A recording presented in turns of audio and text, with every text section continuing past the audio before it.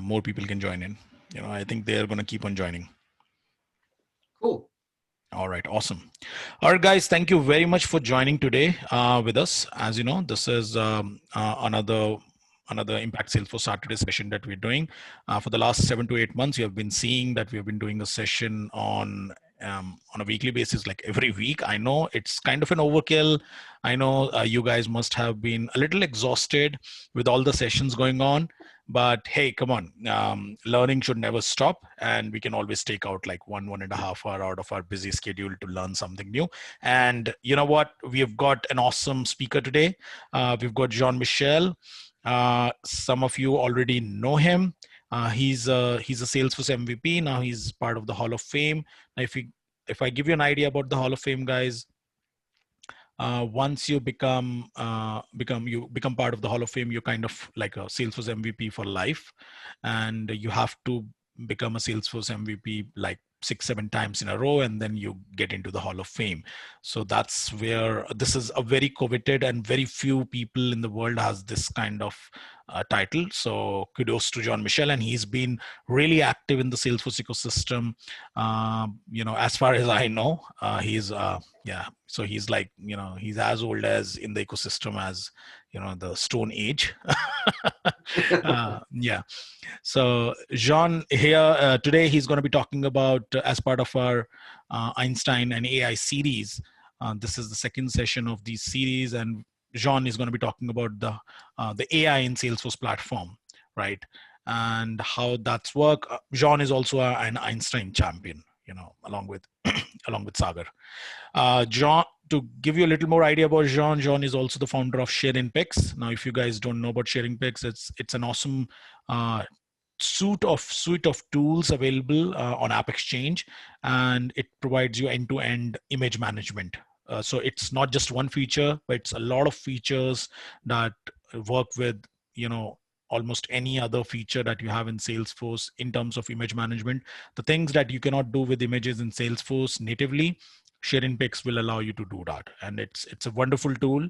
I have myself not used it, but I've seen the demo. Please go ahead and do check it out. And it's a wonderful tool that you can definitely suggest your companies to use, or maybe since most of the here are consultants and developers, you can always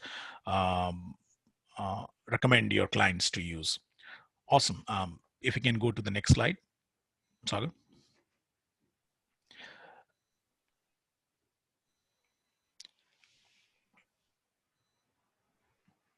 There you go. So guys, we are going to bore you a little more before the actual fun stuff starts, the actual learning starts with John, with some of our slides that I'm pretty sure you have already seen them, but it's kind of what we do because there are a lot of people who join us for the first time, or they don't know about these things. So this is about the New Delhi Salesforce Developer Group. And as part of this developer group, we have started these sessions, Impact Salesforce Saturday sessions. We have been doing this for a long, long time, but we have never been very consistent with these sessions. And last year, we kind of decided to rebrand them as Impact Salesforce Saturday sessions. Before it was just Virtual Salesforce Saturday. So with this rebranding and with Sagar and Sushant, these guys coming on board as group leaders, the sessions have become really consistent. And for the last 8 months now, we have been doing them like every week, as you know, right? So to give you an idea about the Salesforce Developer Group, it was revived in 2016 by me. Again, I didn't started this group, it was already there, but it was dormant, so I kind of took it up and revived it. Please go ahead and follow us on Twitter. We share a lot of updates about these sessions and a lot of other things, a lot of other initiatives that we're taking up, which I'm going to give you a little brief about as well as part of this slide. And do join us, the community group, and please join us. Please sign up on the website as well, so that you keep on getting our notifications. So it's very important, guys, you join us on our community group as well as on the website, so that you don't miss any new session or new notifications that come along. Sagar, can we go to the next one? Excuse me. Awesome. Impact Salesforce Saturday, guys. Yeah. Again, it's a series of online Salesforce Saturday sessions that we've been doing. Yeah, so It used to be called Virtual Salesforce Saturday. And you can find all of our past sessions by going to our website. And on the top, you'll find Impact Salesforce Saturday. There's a section. If you just hover over it, you'll see a drop down, and you can see all the past sessions that we have done, the recordings, as well as the slides of all the past sessions are available there, as well as you can see all the upcoming sessions. Again, the recordings and slides are not yet available because these sessions are still supposed to happen. We cannot see in the future, again, till now. I hope that happens soon. But yeah, you can always keep your calendar up to date with our calendar feature on the main page or the Impact Salesforce Saturday page. So go there. All the sessions that we've scheduled, you can add them to your calendar with our calendar feature that you can find on our website. Awesome. Sagar, can we go to the next one? All right, guys. Talent Central. I don't know whether you've heard about this or not, but again, this is an awesome initiative, and almost 600 students have already signed up for this initiative. Kudos to Sagar. He built out the entire platform. And so, guys, Talent Central is nothing but it's a platform, it's a portal to connect HRs, human resources of different companies to directly students, right, who are looking for their first job in the Salesforce ecosystem, right? So it's like Indeed.com, it's like Naukri.com, but it's specifically for the people who wants to join the first job in the Salesforce ecosystem, right? So go here, register yourself as a student, as a candidate, and you know, there are new HRs joining in every week, and we've got a couple of success stories as well. As you might have seen, we have a couple more success stories coming around. They're still in the process, and we are going to be sharing those stories with you very, very soon. So please check the Talent Central platform out. So the next one. Mentorship Central, again, guys, this is another initiative. I didn't started it. And one more MVP, Carlos Sequeira. We are managing this Mentorship Central, and this was started by someone else. We took it up like 2 years back. Again, this is again a portal to connect people who are new to Salesforce or maybe old to Salesforce, but they're looking for mentors, right? So connecting mentors and mentees together, this is what this platform does. And we've got more than 1,600, more than 2,000 mentees and more than 800 mentors, out of which at least I think 400 to 500 are active mentors to be connected. So look, so I can definitely say that this is the program that became the idea for Salesforce to start the Trailblazer mentorship program. But yeah, this is the actual program. So please do check it out and join it, and you'll find an awesome mentee or mentor for yourself. Sagar, next slide. All right, so guys, again, shamelessly follow us. Please, please, please, please do follow us. Join us. You know, we are a cult. And join us on our Trailblazer group. Check out our website. Please sign up there so that you don't miss any notifications out. You can go to our success community page. We can have conversations there, and definitely Twitter, for sure. Follow it. Hashtag Impact Salesforce Saturday is what we do, is what we use to talk about all the sessions that we do as part of this series. And then obviously you can follow us on Facebook. The next slide. That's it. Awesome. There you go, guys. So that's my introduction. That's all the footage I can take. That's all the time I have. Now over to you, Jean. It's up to you. Take it away. I'm not sure whether you can do as good as me, but yeah, you can give it a try. I would try my best. I would try my best anyway. For sure. I know it's gonna be very difficult, but I would definitely try my best. Okay, pretty cool. So yeah, I'm very happy to have you all. I hope you see my screen. Just confirm that it's the case. Yeah, cool. So first thing, as you talked about SharinPix a little more earlier, and I just want to say one thing about SharinPix. We have something like up to 15 lining components that we have made for developers. So it's not only an app that permits to out of the box constructs a lot of things around images, but we've made that for developers to use in their own development. So please go there, check what we got, and on top of all the other tools that we have, including the one with Einstein Vision. I'll be super happy to answer to any other question on that. So follow me on Twitter as well. GM Mougeolle is the one to use. and don't hesitate to ask me question there. I'll be super happy to answer any. So here I am today to talk about Einstein Vision. Don't expect me to talk about what API you should use, what is a parameter that you should use in the API. What you have a bunch of documentation, and you have very good resources to look after that. My goal here is much more like to make you understand what is inside, what you can do with it. Beside API, what is difficult to manage, and what you should be aware of. Because guys, this is really high. It's not just like you call something and the magic happen. You have to construct something that will do the magic, and this is as part of all the things that you have in Salesforce. This is maybe the best part of the machine learning that you can use as a developer from my vision within Salesforce Einstein Vision and OCR. So first of all, everything is based on the computer vision techniques that you've seen so far a lot. OCR, such as scanning documents and getting text from it, as it has been here for years.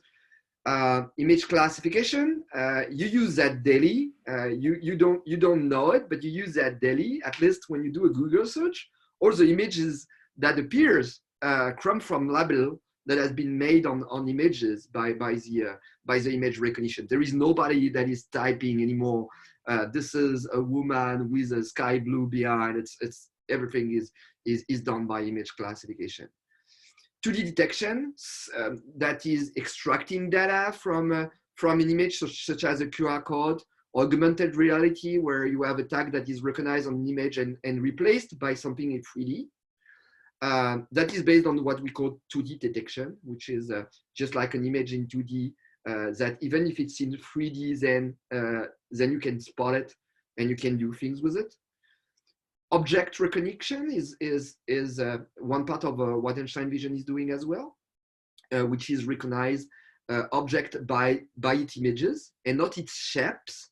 That is much more like 3D recognition that you have in Face ID as an example. If you are using Apple iPhones, you got the Face ID, and the Face ID is just detecting what is the shape of your face and do 3D recognition based on that. So it's very close to image recognition, but it's a vision technique based on cameras and combine things. As an example, license plate reading is an object recognition, a 3D recognition, and on top of that, an OCR to once you know where the license plate is, to extract only that text on the license plate.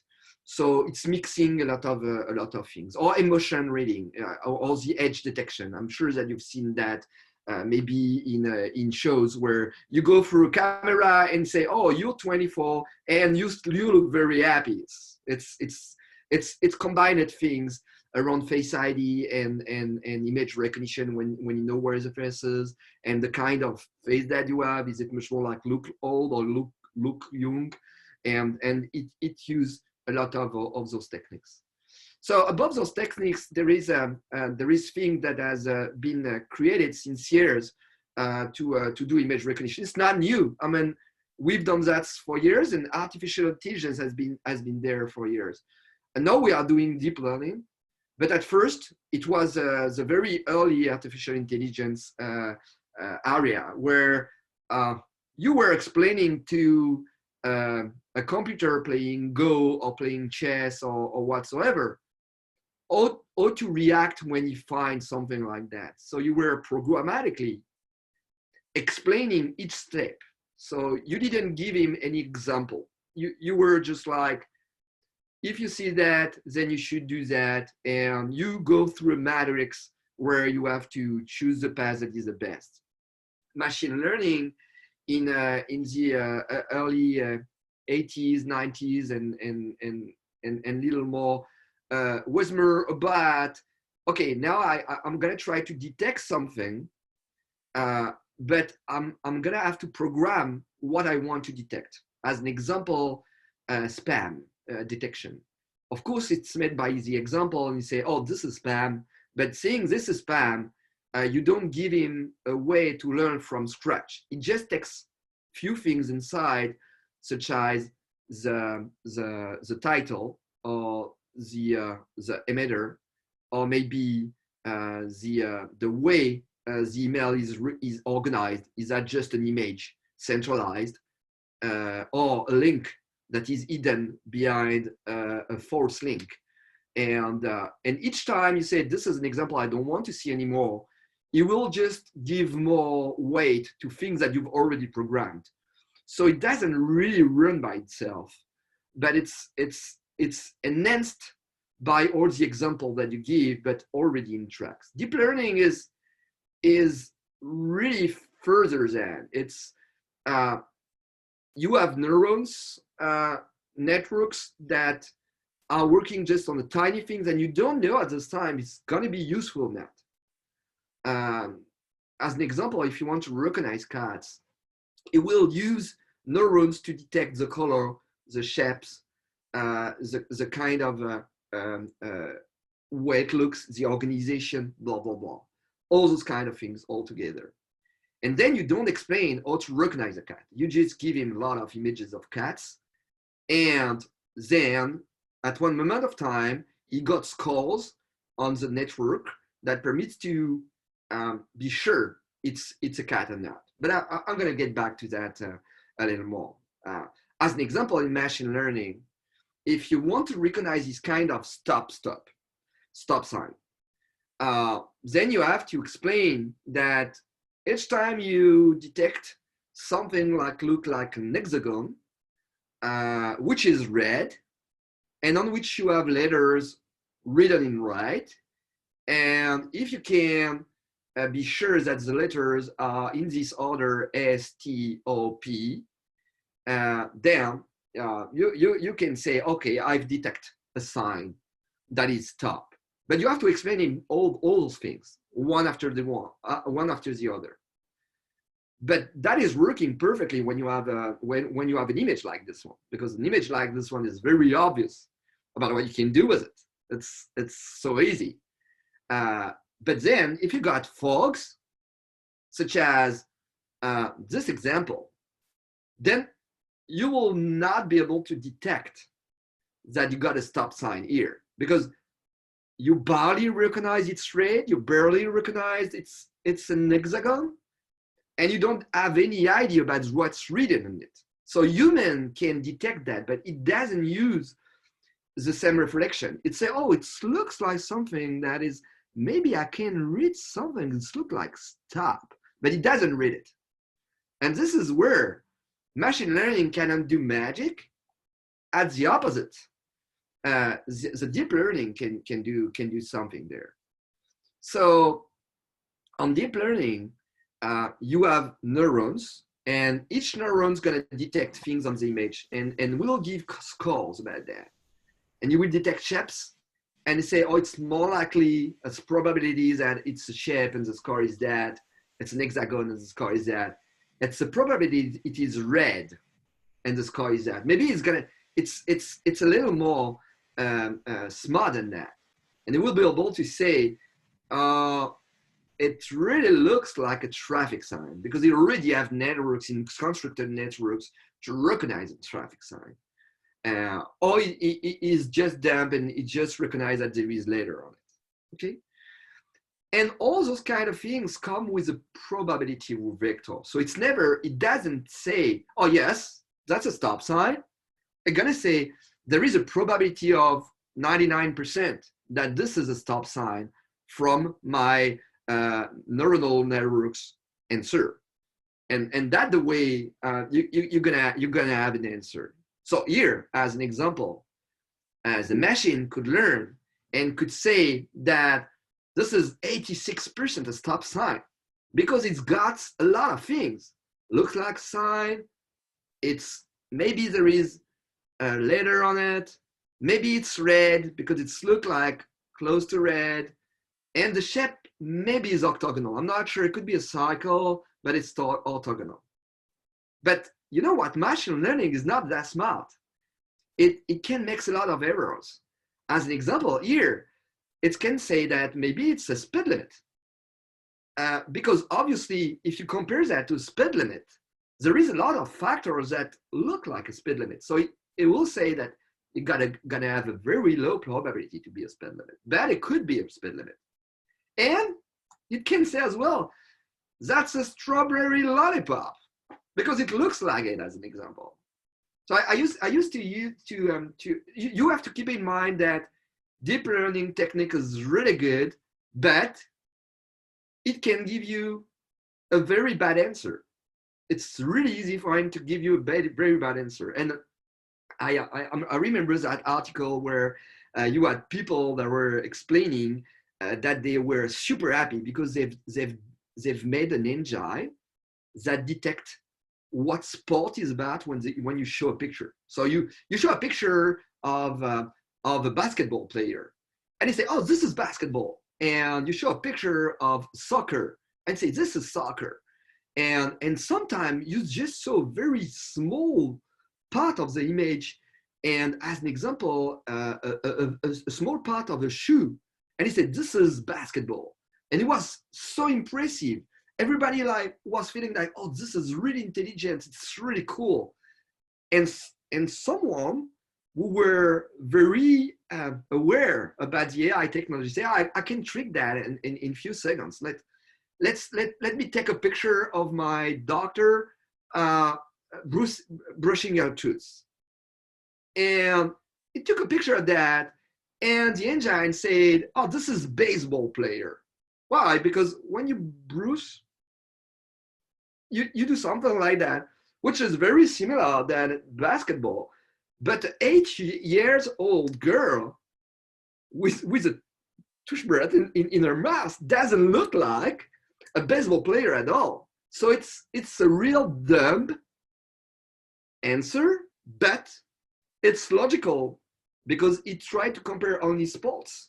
So this is the only reference that you. So when you do image recognition, you have to be aware that you're going to make him learn, and what you're going to give him is what he will try to recognize.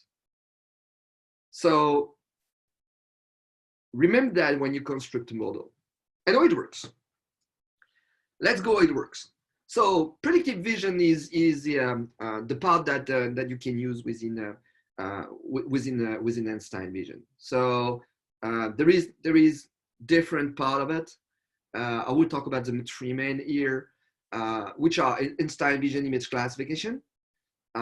You give a picture, such as this picture of Einstein, and it gives you probabilities about is it Einstein, or is it Astro, or is it cloudy.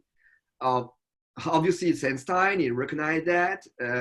It's look a little like Astro because it got the same colors, and maybe it's look a little like cloudy because it gets the air that are white, and it makes a comparison. But obviously, you can understand by the score that it recognizes Einstein. Okay, it just gives you what he has found elsewhere with very low probability, which give you the right way. But it's the whole picture that is scanned for that, not only a part of it. Then, hey John, yes. sorry to interrupt. I guess we are seeing the banner screen right now. So are you sharing like some other slide right now, or is it the Oh, I right was one? sharing screen since, so sorry for that. So what do you see right now? I can see, I could see the Let me banner share it screen as back. well. Let me share it back. No worries. Sure. What were you seeing? I was seeing the banner screen at that time. Means I didn't see any other slide. So do you see that one there? Yeah, now I can see it. Okay, Also, perfect. So sorry for that. So this is what no you've worries. Yeah. missed. This is what you've missed about the stop sign and the foggy version of it, and the vector, and if it's a lollipop when it's in a fog. You should have told me that. It's not a problem. And now we are there. So at the end we have a Q&A, and that you will have the time to ask me a question about that. Anyway, it was much more like understanding and explanation. So when you upload a picture like this one, you get a probability, and that's about the whole picture. But then if you use a multiple label on image classification, then you will have classes which you're gonna try to recognize more, which is a little different. Which instead of giving you a probability for all, what is much more like, it will detect different things on the image, but you will not be able to detect where it is in the picture. It will just show much more like not where it is, but different things. And is it much more like a sitting cloudy or sitting Einstein or whatever is coming with. And the ultimate one, which is detecting and placing that into images, is object detection. So at the opposite, it will detect things from different places, and it will give the area where you think you can see that, and also the character that has been recognized inside it. Something like Einstein or Cody the beer or Astro, which is very good to count things out and be sure. And the new thing, and I will talk about that, is OCR, which is a new big thing, and I will talk about that at the end. So how it works with Einstein Vision. You may have seen that already, and you may know that, but let me give you. It's really important for you to understand. You have to create a data set first. So a data set is a bunch of images where you're gonna give examples, and you're gonna create zip file with all those images together, and this zip file will be uploaded to Einstein, and you will ask Einstein to train a model on that. As soon as you got a model, you can upload a new image to it, and you will come back with a prediction. As an example here, it would say that's a 2D fridge, as an example. And it gives you a prediction, and you decide to take it or not. And using this kind of API, you can make this kind of integration within any app. It doesn't require to be within Salesforce. It could be anywhere. It could be partially in Salesforce, but it could be also outside of Salesforce, because that's a set of API that will be available from everywhere. So if you have a mobile app, you will be able to use that to take a picture and recognize what you got on it. The good thing is that you don't have to create a model. There is already existing model that you can use. There is a food image model that is coming with a lot of things that are already there. And you have already, as an example, many different pizzas that you can recognize, not only pizza. You have a general image model that is coming with a lot of things. Once again, it can recognize mostly everything, and he goes deep within the recognition. So it can detect the kind of frog it is. Not only it's a frog, but is it a key frog or a tailed frog or whatsoever. And the sand image model, which gonna get the very vast variety of every kind of scene that you can have, indoor or outdoor. Is it, as an example here, it's a picture taken in the beach. It will be able to recognize that, but it will be also able to recognize what is a desk area or a roof scene as well. And if you're not happy with that, you can construct your own model. So to construct your models, you get a lot of images. You pack them together. That's for image classification. You give each a label and you upload them. That's one way to do it. Object detection, it's a little more difficult and really different, because you have to do exactly the same thing, but in each picture, you have to draw boxes and say which label you associate to a part of the image. So the very first thing is when you construct a model, don't test with the example that you give, just because you will recognize that because you already tell him the results. So if you upload images of cats and dogs, and you show him an example of a cat that you've already give him to learn, it will tell you, oh, I know that. I know that one. It's a cat. It will do nothing. It will have a 100% recognition on the cat because you know it's a cat. You told him. So don't test with example. It doesn't mean a thing. If on your picture you have a lot of animals, let's keep the example of that cat and dogs, then you will get in trouble because if you show him a lot of pictures with a lot of animals, and maybe in one picture you will have a cat and a dog, and so if you don't use object detection and in a part have only a cat and only a dog, and you say that's image classification and this is a cat, and you see a dog in the background, it will have noises to recognize that. And especially example should be much more concentrated in the thing that you would like to recognize. A too small set of images is really bad, and you should be very ambitious about that. I'm not talking about 10,000, 100,000 of images, but sometimes you want just to give a try with a very low number, and sometimes maybe you can double that number is going to be enough, or just add 10% or 50%. But sometimes you get bad error just because you have a limited set of images, and that most of the time the main error that we've seen. And variety in data. Let's take the example of cats and dogs. You upload only white cats and you upload only black dogs. Guess what? If you make a recognition on a white dog, it will say it's a cat, because white for him is attached to cat, not to dog. So just remind that, and we've seen a lot of biases for a lot of reasons, for female and male, and for all the skin colors and all these kind of things. So if you have something that you need to recognize, then you have to have that in all the things that you should be able to recognize. I remember that example where you have a hand dryer. When you wash your hand, you put your hand under and it just works. And white guys designed that and make that works with a camera. It was just not working with black skins because they never did any examples and any set and any test with black skins, which is horrible, because for sure it could happen that those guys didn't make that by design, but the result is that it doesn't work with black skin. So just remind that variety in your data is really, really super important if you want to be able to recognize nicely a variety of things.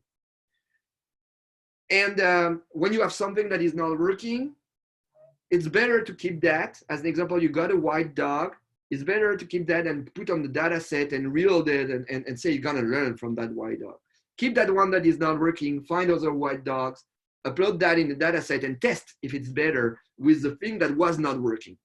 Just keep what you find as not working as a good example that you want in your tests, and not that you want to refine learning with, because then you refine learning and you have nothing else to test about, and you don't know if the thing is better or not. And the picture quality is really important. And it's, of course, you're gonna teach someone. So you teach with good example, and good example is something where you can really see. So doesn't mean that you're gonna create a data set with a good resolution, such as 8 million pixels or more. Doesn't mean that with very low with very low resolution, it will not work. It will work as well. But you've learned from very good images. So good resolution, bad conditions such as dark or shiny images or reflection, especially if you take full glasses, and angled images. There is shapes, and a shape, someone like me, looks different this way and this way and this way. So if you want to do some recognition, and you want to recognize me from a camera, there is 99% that I will be in front of the camera. You should not learn with this kind of way, and especially if you have boxes, you should learn from what you're supposed to see most of the time. So, number of pictures. It's really important to understand that, because when you start a project, the main difficult thing is to get the picture that you will use to create a model. At the beginning, you have no idea about the complexity it's going to be, but at least you will have to go out and take pictures, or go Google search and find pictures. And you have to know when you have to stop, at least to have something that starts to work. So for image classification, I remind, just a quick remind, is when you have an image that is recognized globally, you upload a picture and you say, oh, this is Einstein, or this is cloud. With 20 pictures, you start to have something that just work for a demo. With 100 pictures, it could be enough to go to production, especially if you have something with a very big difference.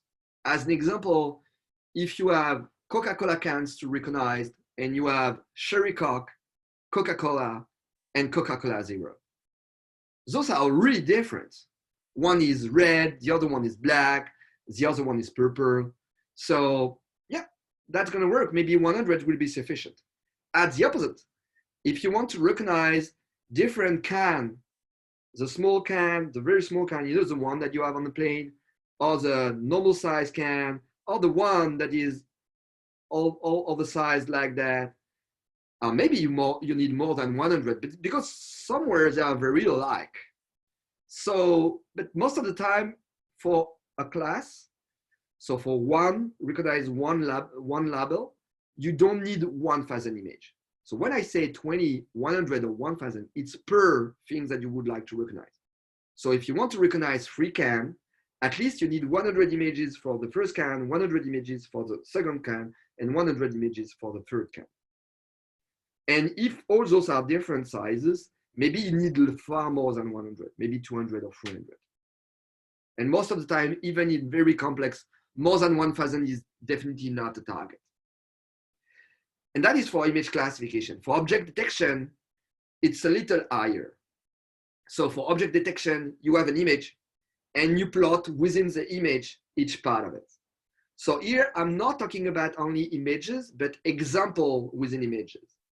So 200 examples are needed to do a very good object detection.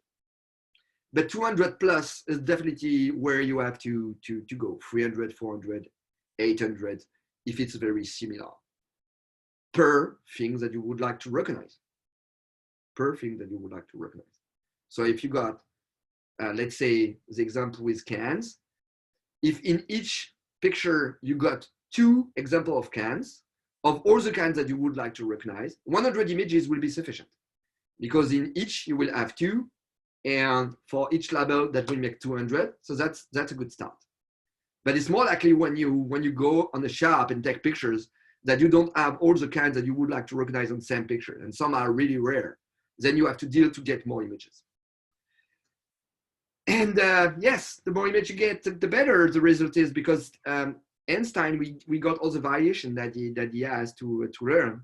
It will take more time to learn and to train the model, but the results will be far better. So the kind of use case that you can have with Einstein Vision is a retail execution. You can take a picture, it recognizes the SKUs on shelf, and from the insight that you have, the boxes and the probability, then you can make planogram automation, which is are my SKUs at the place they're supposed to be? Do I have the number that I've required in that shop, something like 3 in a row? I'm Coca-Cola and I want 3 in a row all the time, so my product get a bit space rather than just 1, and then Pepsi get more, and things like that. And also detecting promotions, could be stickers or could be totem and posters, and be sure that they are using the last version of it. Because when you're Coca-Cola, once again, you don't want the poster for the summer to still be used in winter, where you maybe want something much more related to Christmas or whatsoever. So you can do that and make recognition based on that. So people on the field can take pictures, have that recognized, and that's it. Patch recognition, which is used in field service lining. We should use field service now. It doesn't. It's not anymore fits of sliding. Whatever. You're in the elevator. You're trying to make something work, and you find which part is to be changed. Then in a snap, you can know the reference, and it could be sent to you, or it could be, or you can use it directly because you have it on your bag, and he will ask the guy that he is using your bag to put that bag there. Defect detection, as an example, you can have a tire that got defects on it, and taking a picture, it will detect where the defect are and the kind of defect that it has. Is it a bubble? Is it a crack, or whatsoever? And auto labeling, you have a lot of pictures that you want to upload, and as an example, in real estate, where it's gonna say this picture is a kitchen, this picture, so the people just go on the rooms and taking pictures, and it will be automated, will be related to the right room automatically, or inspection in an hotel, and many others like that. So the one that you can come was going to be the next use case that you construct here. We've seen many different, and each industries has its own requirement there that's going to help them. So on that, what's next? Because Einstein Vision is the first step, and using the same kind of technology and other things around, they are always making enhancement on that. So the first thing is they've made what I call, they don't call that, but I call that an enhanced object detection, which is a mix between object detection and image classification. So they find out that they have far more better results if they can first use object detection to plot images, such as what is a can on the picture, and they detect all the can. And then on that tiny can, they can detect what SKU it is using image classification. Because image classification is far more powerful because it focuses on only a part of the picture. And you recognize more likely and faster and with better results if it's a can of Coca, and if it's a small can, a normal can, or high can.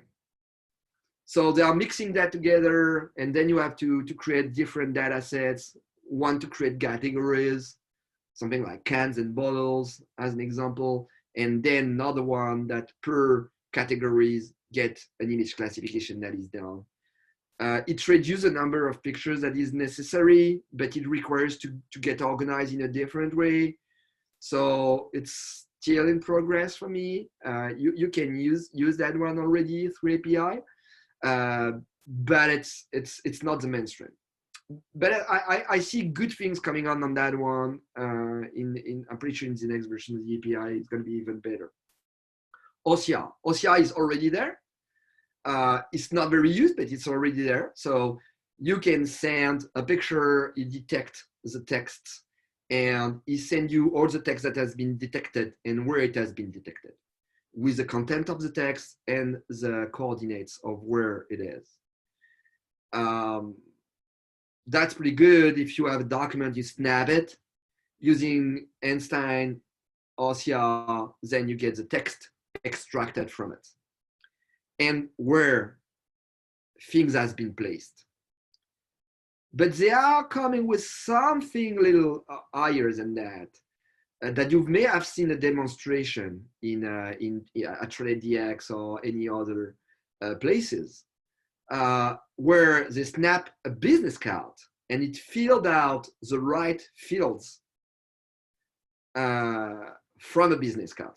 And that is an hard-coded version of what they should call Einstein form, which is I got a form and somewhere maybe an ID is a better example of what a form is.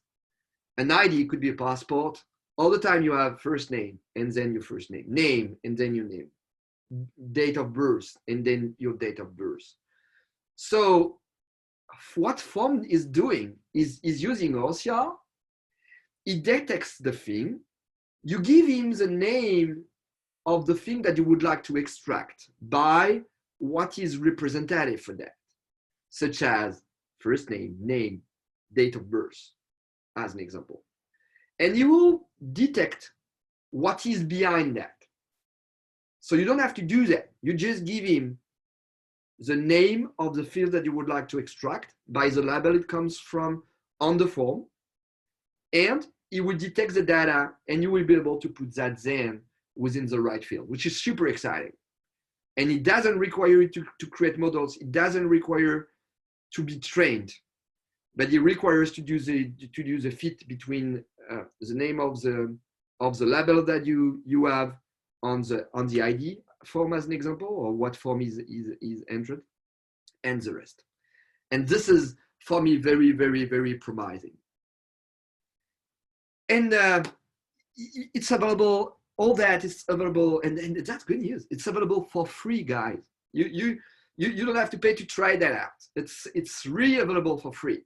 I know that sometimes it's very frustrating to see that when you try to do things with Einstein Vision, it's to go real. It's really hard to construct things and have things done. With Einstein Vision, it's full free. You only pay for the recognition as soon as you have more than 4,000 a month. But for the training, you pay nothing. You can construct the model, the biggest model that they never seen. You will have nothing to pay unless you test it more than 4,000 times a month. And there is a lot of resources for the coders. Of course, on developer.salesforce.com and trade.salesforce.com. But you have also some wrapper classes on Apex that you can use right away to include the recognition. You also have an Heroku add-on if you're using Heroku, or other languages are supported and got a lot of help in that. But anyway, it's a simple API that could be called. There is also a model builder that is supporting Einstein Vision and language detection, where you just have to upload zip files and CSV that explain what is on those zip files, which permits to create a model that is available on the App Exchange. So you just have to go for, I made a bit.ly on that, so it's even easier to find bit.ly/model builder. And if you type that, don't forget that to use a capitalized M and B.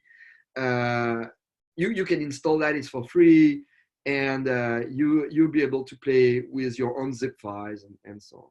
And we have a SharinPix app on the App Exchange that is doing that as well. It's a paid app because what we've made on that, we catalog the picture, we resize them automatically, we reformat them automatically. You don't have to write any line of code to make that work, to construct a model. The model could be retrained, tests, evaluated directly within Salesforce. And you have if you're familiar with Pardot, we try to be the Pardot of Einstein Vision with this app, helping you to manage multiple models. So let's say that you have 3 areas of making things work within Einstein Vision. The first one is, okay, I got a model. I need to call that by API, get the answer, and I need to do something with it. Then you can use the wrapper classes to do so. It's pretty easy. You have a model to construct. You can do that by your own, call the API, or you can use a model builder, but you have to deal with, I create zip files, I draw the pictures, I got a tool, an extra tool that permits 2 labels, I save CSV, I'm sure that everything is done. I save that in a place where it's good. Just like if you were writing codes with Notepad on your Windows. But it works. You can write code and then upload it and use that code. But it's better if you got a very good ADI and a Pardot, and this is where SharinPix is helping. So as soon as you get serious with Einstein Vision, and you won't be organized to label 10,000 pictures and have 3 different models to maintain down the road, you better do that within an app that is made for that. And if you want to learn more, there is a lot. I'm not sure that it's part of all the presentation. It should be Einstein.io, and Einstein-app.com is a place where you should go. You got a lot of resources. All the documentation is here, and you will find a lot of things and access to everything that is related to especially to Einstein Vision and language detection and so on, and intent sentiment within texts. Trade, you got a special trade.einstein.com, which come with a lot of badges, and that's the first step to become an Einstein champion and to write blogs and to do some trial. I'd be super happy to have you as part of the Einstein champion as well. And all the people that have been there have been through those things. And you got a lot of partners, and within Einstein Vision, we are one of the partners, and don't hesitate to ask for help on that area, because sometimes it's really specific, and you have to know things by the experience rather than just learning. And this is good to know that you may have at least someone being able to help in 1 hour of time, just giving you the right way and right path from the experience that they have.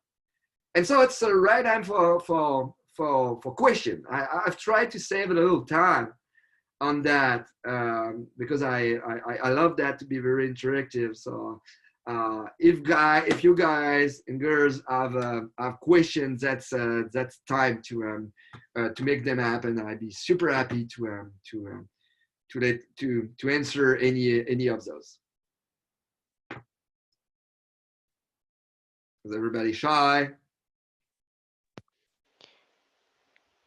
Yeah, we have received a couple of questions in the chat. So the first Okay. question is from Krishan Kumar Yadav. The question is, Einstein Vision and Einstein OCR are different?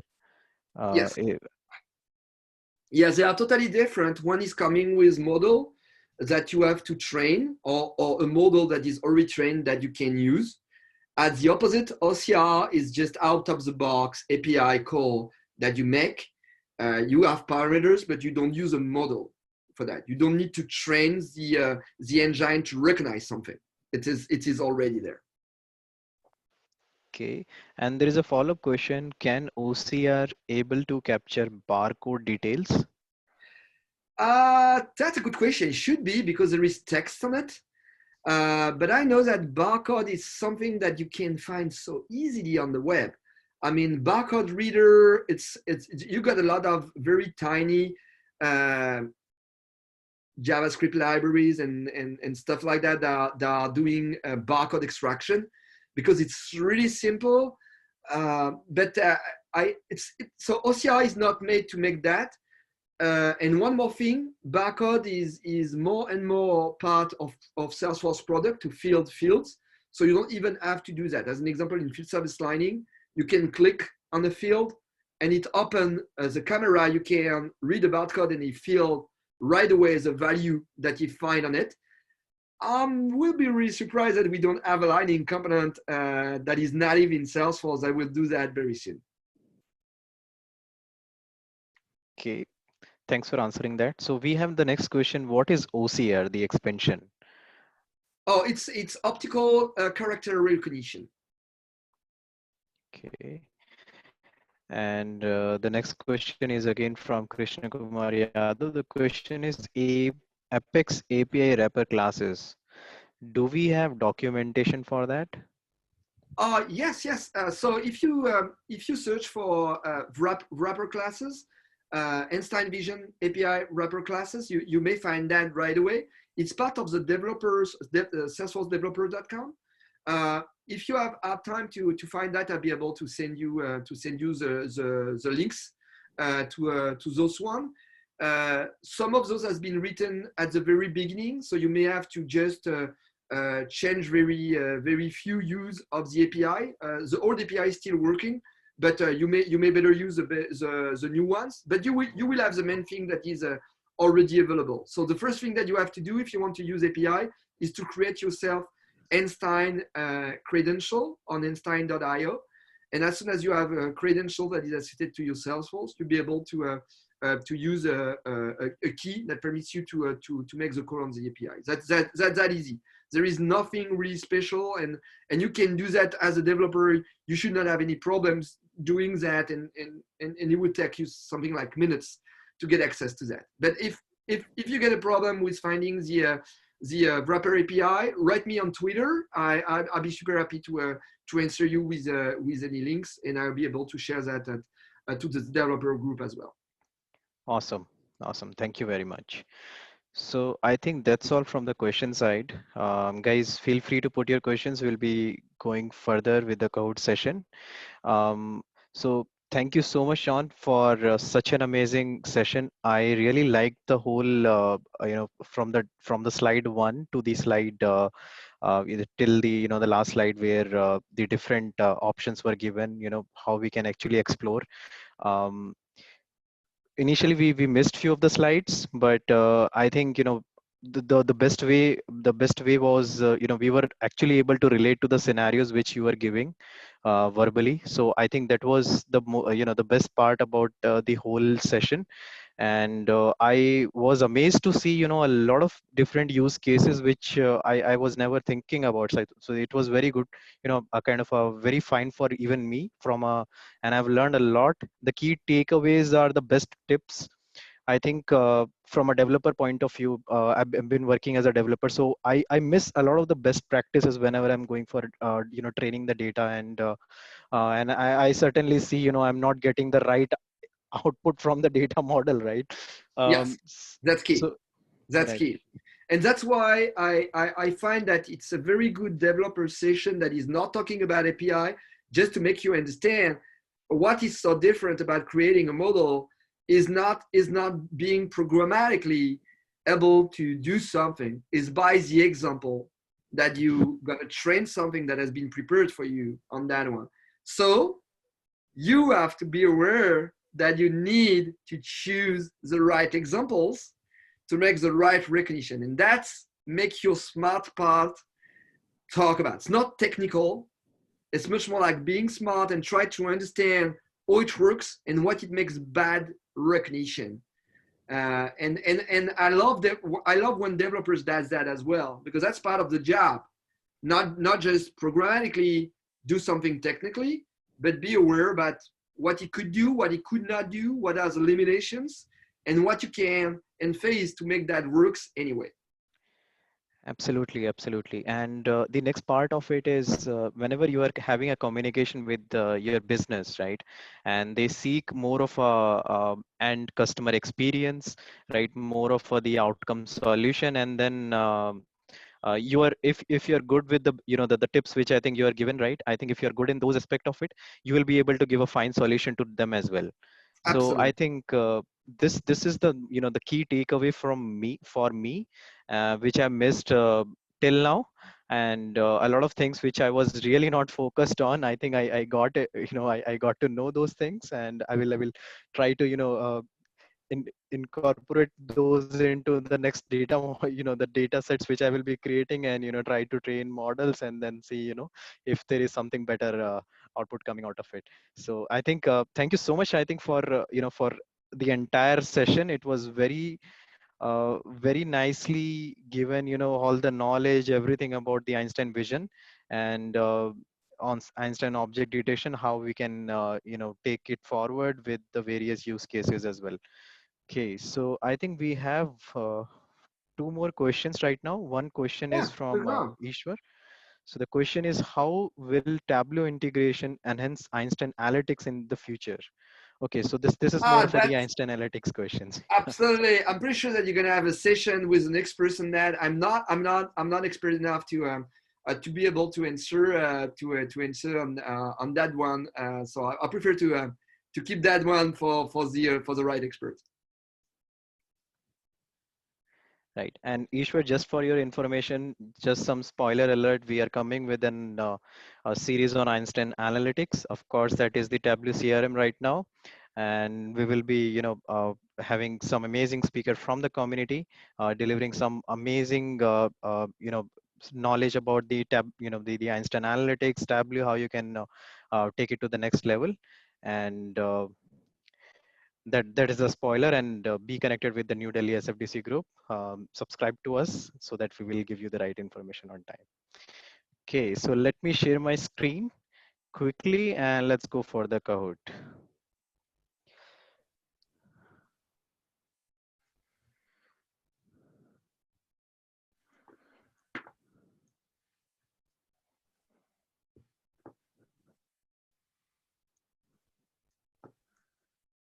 Okay, I hope you guys can see my screen. Just give me a second, if not.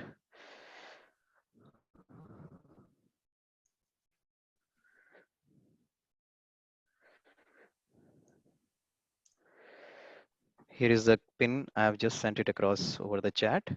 Let me share my screen again.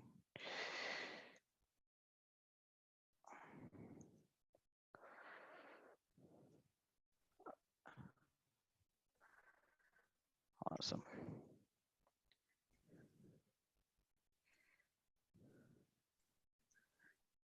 Okay, so guys, feel free to raise your questions on any of the any of the questions which you receive. If you have any query, please share it across. I think we have the expert with us, and all your questions will be answered with, I think, the best of what you will get anywhere. Okay, we'll just wait for one more minute and then we can get started with this.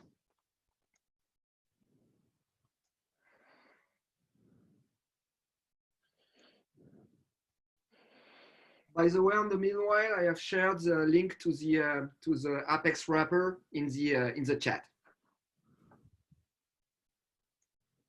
Awesome, thank you. That's really helpful. So guys, here are the quiz rules. If any one of you have not seen them before, we are giving 2 free Salesforce certification voucher in this Impact Salesforce Saturday. It is a complete series on Einstein by the expert, by the Einstein champions. For you, we have three. This is our third session, and 3 other sessions are also planned for every Saturday. So stay tuned and subscribe to our New Delhi developer group so that you get to you get the latest news about the upcoming sessions as well the upcoming series which are under plan right now. Okay, so you have to attend all the sessions, and then the voucher will be given to the top performer of the person who's getting them most of the numbers. Okay, so I think we can get started now. Okay, so this is the episode 3. Here we have the first question. How many predictions we can do for free using Einstein API? Okay, so I think this question was, the answer to it was very precisely mentioned in this session. So I hope everyone paid attention to it.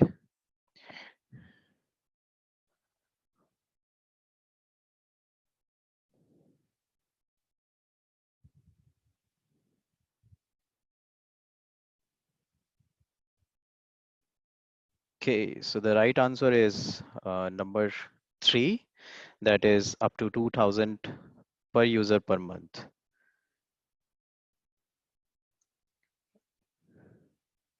Okay, so who's on the top? Naresh, followed by Rekha, Krishna Kumar, and followed by Ankit and Ketan Shinde.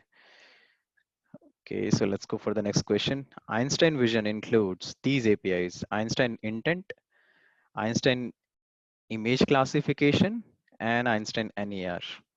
So I'm not sure if you have heard about NER, it's in beta. Let's see how many get it right.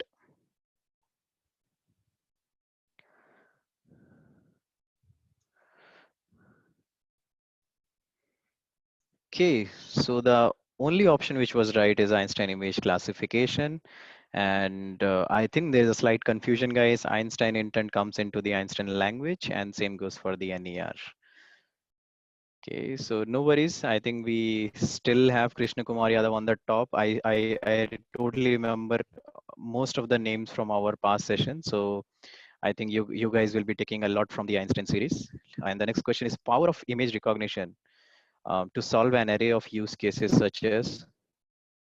So what all use cases we can actually target from the Einstein APIs?